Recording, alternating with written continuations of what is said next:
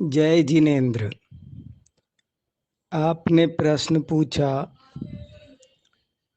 कि अष्टमी और चतुर्दशी को ही उपवास क्यों करते हैं, अन्य द्वितीया तृतीया चतुर्थी आदि को क्यों नहीं करते हैं।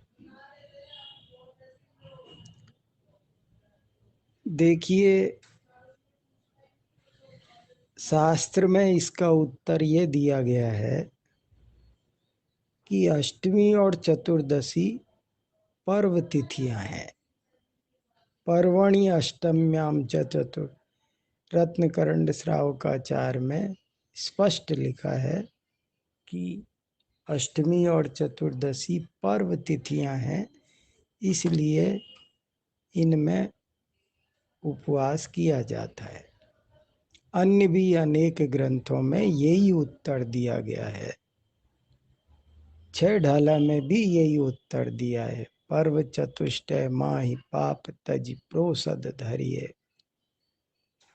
तो आगम का उत्तर तो यही है कि अष्टमी और चतुर्दशी पर्व तिथियां हैं, इसलिए इनमें उपवास किया जाता है। लेकिन अब यहाँ कुछ और खास बातें विचार करने की है। जैसे अन्य तिथियों में भी यदि कोई उपवास करे तो उसका निषेध तो कहीं है नहीं, करने वाले करते ही हैं। उपवास किसी भी तिथि को किया जा सकता है और उसका उत्तम फल प्राप्त होता ही है, इसमें कहीं कोई संदेह नहीं है। लेकिन अष्टमी और चतुर्दशी पर्व तिथि होने से उनमें तो अवश्य ही उपवास करना चाहिए, ऐसी आचार्यों की प्रेरणा है। अन्य तिथि का निषेध नहीं है, अन्य तिथि में भी कर सकते हो, लेकिन अष्टमी और चतुर्दशी को तो करो, ऐसा वे कहना चाहते हैं। अब आगे प्रश्न पैदा हो सकता है कि अष्टमी चतुर्दशी पर्व तिथि हैं, इस ऐसा क्यों, इसके पीछे क्या कारण है। तो ये भी चिंतन का विषय है। कुछ विद्वानों ने ऐसा लिखा है। अभी एक पुस्तक निकली है जैन पर्व पर, उसमें ऐसा लिखा है कि 8 कर्मों का नाश करने के लिए अष्टमी को पर्व तिथि कहा है और 14 गुण स्थानों को पार करने के लिए चतुर्दशी ऐसी तिथि, उसको पर्व तिथि कहा है। लेकिन ये बात कुछ ठीक से जमती नहीं है। ऐसे तो हम किसी भी तिथि के साथ जोड़ सकते हैं। सप्तमी भी रख सकते थे और कह सकते थे 7 तत्व का ज्ञान करने के लिए सप्तमी है। पंचमी रख सकते थे कि पंच परमेष्ठी का ध्यान करने के लिए पंचमी है। तृतीया रख सकते थे, कह सकते थे रत्नत्रय के लिए। चतुर्थी रख देते कि अनंत चतुष्टय की प्राप्ति के लिए। कोई भी तिथि रखी जा सकती थी, किसी भी तिथि को इस तरह से जोड़ा जा सकता है। इसलिए ये बात तो कुछ जमी नहीं कि अष्टमी 8 कर्मों का नाश करने के लिए है और चतुर्दशी 14 गुण स्थान पार करने के लिए है। तो फिर क्यों है अष्टमी और चतुर्दशी महत्वपूर्ण। तो देखो भाई, या तो इसका कोई उत्तर ऐसा है जो आज लुप्त हो गया है, कोई अद्भुत कोई ज्योतिषीय कारण हो, कोई केवल ज्ञान गम्य कारण हो। लेकिन बहुत विद्वानों से चर्चा करने के बाद भी मुझे आज तक इनका कोई ऐसा कारण समझ में नहीं आया कि जिसके कारण इनको विशेष महत्वपूर्ण हम आसानी से सरलता से समझ सकें।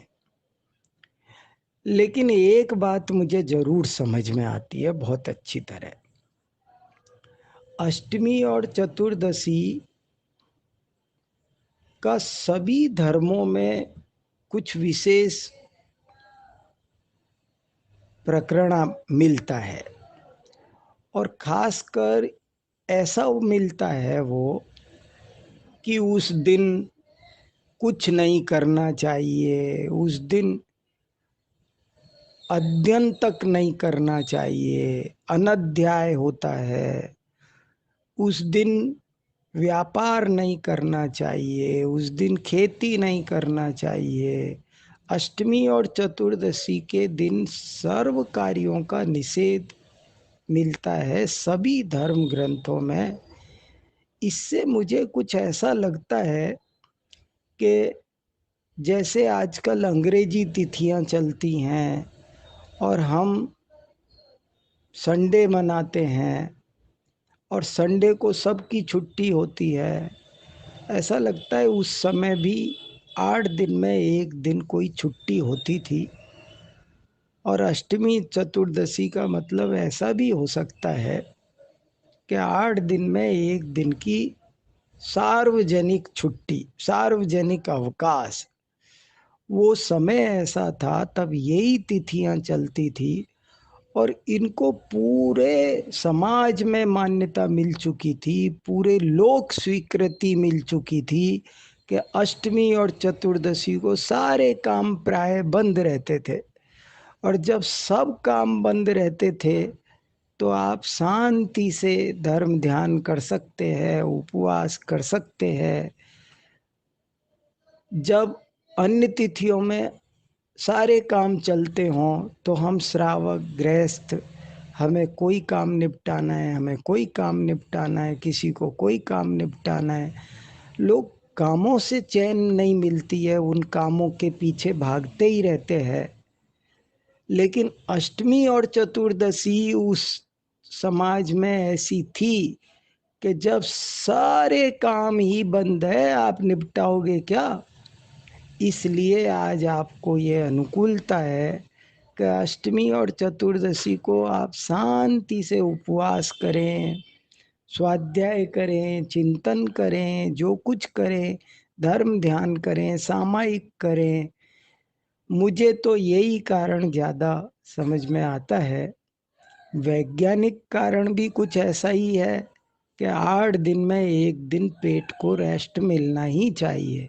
आयुर्वेदिक कारण भी कुछ ऐसे ही हैं कि 8 दिन में एक दिन पेट को रेस्ट मिलना चाहिए।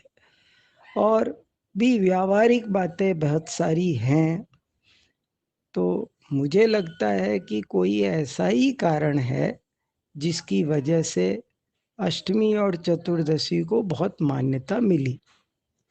यदि कोई व्यक्ति आज रविवार को भी उपवास करना चाहे और रविवार को अपने खूब धर्म ध्यान करना चाहे, स्वाध्याय सामायिक करना चाहे, तो वो कर सकता है। वो उसे रविवार को अष्टमी चतुर्दशी की तरह प्रयोग कर सकता है। ऐसा सब मेरी समझ में आ रहा है। मैंने जैसा जाना, जैसा समझा, जैसा पढ़ा, वैसा आपको उत्तर दिया है। यदि इसमें कहीं पर कोई स्खलन हो तो मेरा विद्वानों से निवेदन है कि वे इसमें कुछ संशोधन कर लें। जय जिनेन्द्र।